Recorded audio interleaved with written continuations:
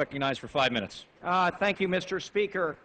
And what I'd like to do is to read again this amendment, because once I've read it, I imagine that everyone in this House of Representatives will embrace this amendment, this final amendment to the bill, and will vote in favor of this amendment. It says, nothing in this act or any...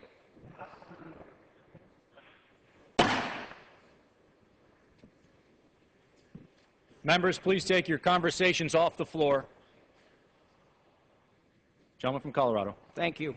Nothing in this act or any amendment made by this act shall be construed to limit or restrict the ability of the Federal Communications Commission to adopt a rule or to amend an existing rule to protect online privacy, including requirements in such rule that prohibit licensees or regulated entities from mandating that job applicants or employees disclose confidential passwords to social networking websites.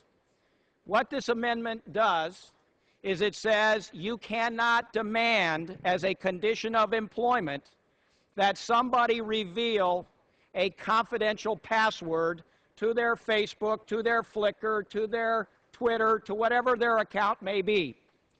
And it only makes sense because those that are using these kinds of social media have an expectation of privacy. They have an expectation that their right to free speech or their right to free religion will be respected when they use these social media outlets.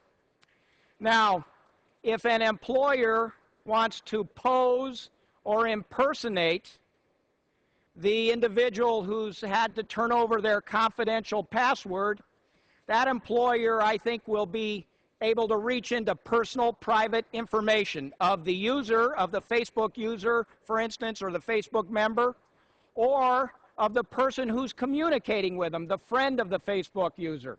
So there are two sides to this, both the user of the Facebook as well as those people who correspond with them that have an expectation of privacy.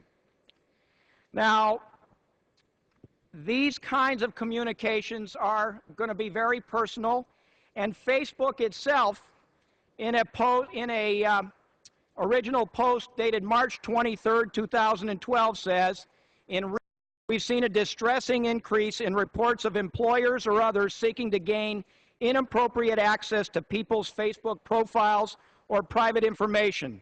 This practice undermines the privacy expectations and the security of both the user and the user's friends. It also potentially exposes the employer who seeks this access to unanticipated legal liability. They continue, the most alarming of these practices is the reported incidences of employers asking prospective or actual employees to reveal their passwords. If you are a Facebook user, you should never have to share your password, let anyone access your account, or do anything that might jeopardize the security of your account or violate the privacy of your friends. This is a very simple, straightforward amendment.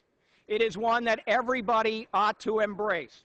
Now, some people might say, well, shouldn't an employer have this right?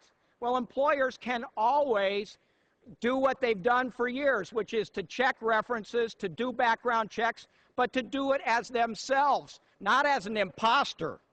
Not as an imposter. They can do it directly. So if my reference is being checked, somebody knows that they're dealing with my employer, not some imposter.